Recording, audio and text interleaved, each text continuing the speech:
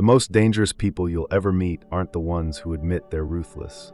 They're the ones who insist they're good while quietly destroying everyone around them. Gracian observed that authentic power comes not from performing virtue, but from abandoning the performance entirely. When you stop pretending to be good, something terrifying happens. You become genuinely effective. The performance of virtue. Baltasar Gracian spent his life observing the Spanish court of the 17th century, a world where survival depended on reading power dynamics, not performing moral superiority. What he discovered would disturb most people today. The individuals who constantly proclaimed their virtue were often the most destructive, while those who made no claims about their goodness were frequently the most trustworthy. This is because Gracian understood something that modern society refuses to acknowledge. Goodness that requires constant advertisement is rarely genuine goodness. It's performance. And performance, by its very nature, is manipulation. Think about the people in your life who constantly remind you how good they are. The ones who make sure everyone knows about their charitable acts, their sacrifices, their moral superiority. Notice how exhausting they are to be around. Notice how their goodness always seems to come with conditions, expectations, and subtle forms of control. Gracian called this the tyranny of false virtue, the way people use performed goodness as a weapon to manipulate others into compliance. They don't help because they care.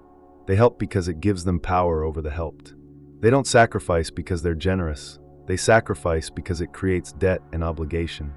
This performance of virtue is one of the most sophisticated forms of manipulation because it makes the victim feel guilty for questioning it. How can you criticize someone who's just trying to help? How can you set boundaries with someone who's so good? How can you resist someone whose entire identity is built around being virtuous? But Gracian saw through this facade. He understood that true virtue doesn't announce itself, doesn't seek recognition, and doesn't create obligation. Real goodness is strategic, selective, and often invisible. It operates from genuine strength, not from the need to appear strong. The strategic mind versus the moral mind. Gracian distinguished between two types of thinking, the moral mind and the strategic mind. The moral mind asks, "What should I do?" The strategic mind asks, "What will actually work?" Most people live trapped in moral thinking, constantly worried about appearing good, being liked, following rules, and meeting others' expectations. They make decisions based on how they'll be perceived rather than on what will produce the best outcomes. But the strategic mind operates differently. It sees reality clearly, without the distortion of wishful thinking or moral posturing. It recognizes that sometimes the kindest thing you can do is say no. Sometimes the most helpful action is refusing to help. Sometimes the most honest response is silence. This doesn't mean abandoning ethics entirely. Gracian wasn't advocating for cruelty or nihilism. He was advocating for what he called prudent virtue. Goodness that's intelligent, selective, and effective rather than performative, universal, and weak. The strategic mind understands that your resources, time, energy, attention, care, are limited.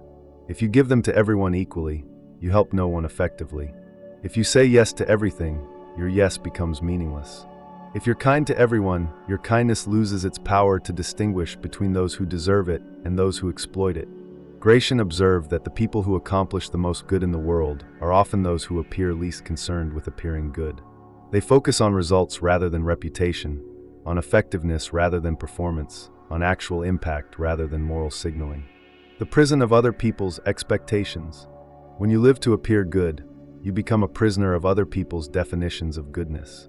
You can't say what you really think because it might offend someone. You can't pursue your actual goals because they might seem selfish. You can't set boundaries because that would make you appear mean. Gracian saw this as a form of psychological slavery. He wrote, "The man who lives to please others will end up pleasing no one, including himself." Because when you're constantly performing virtue, you lose contact with your authentic preferences, desires, and values. The performance of goodness requires you to suppress parts of yourself that might be seen as unacceptable. Your anger, your ambition, your sexuality, your need for recognition, your desire for power. But these aren't evil impulses to be eliminated. They're human energies to be understood and channeled strategically. When you deny these aspects of yourself, they don't disappear. They go underground and begin operating unconsciously, often in more destructive ways than if you had acknowledged them consciously. The person who claims to have no anger becomes passive-aggressive. The person who denies their ambition becomes resentful of others' success. The person who suppresses their sexuality becomes judgmental of others' desires. Gracian advocated for what he called conscious integration, acknowledging all aspects of your nature and learning to use them skillfully rather than pretending they don't exist.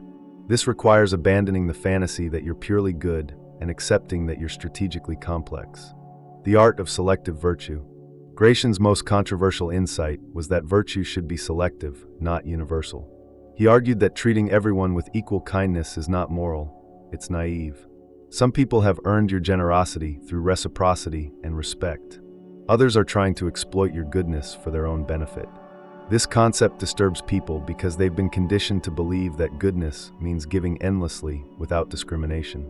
But Gracian observed that indiscriminate giving actually enables bad behavior while punishing good behavior. When you help someone who refuses to help themselves, you're not being kind, you're enabling their dysfunction. When you give to someone who doesn't appreciate it, you're not being generous, you're teaching them to take you for granted. When you're patient with someone who repeatedly disrespects your time, you're not being understanding, you're training them to continue disrespecting you. Gracian called this the wisdom of strategic withholding. Sometimes the most helpful thing you can do is refuse to help.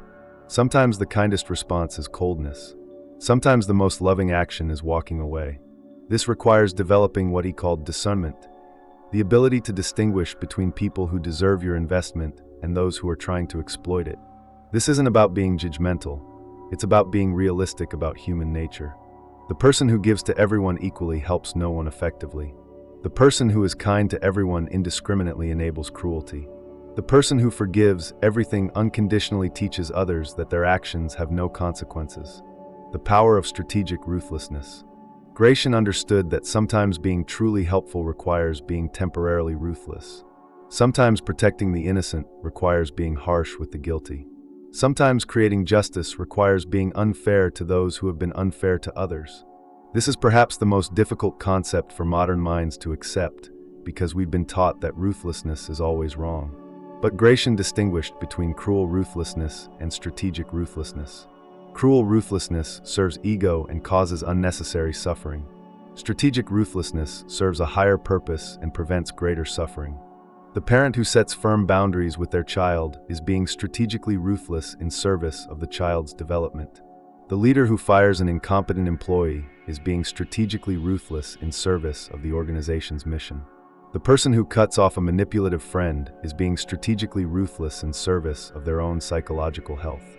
But strategic ruthlessness requires wisdom. It requires understanding the difference between necessary harshness and cruel indifference. It requires being able to be tough without being heartless, firm without being inflexible, strong without being brutal. Gracian observed that the people who are incapable of strategic ruthlessness often end up causing more harm than those who can deploy it skillfully. They enable bad behavior, reward manipulation, and punish good faith, all in the name of being nice. Reading the social game. Gracian spent considerable time teaching people how to read social dynamics accurately rather than through the lens of wishful thinking or moral idealism.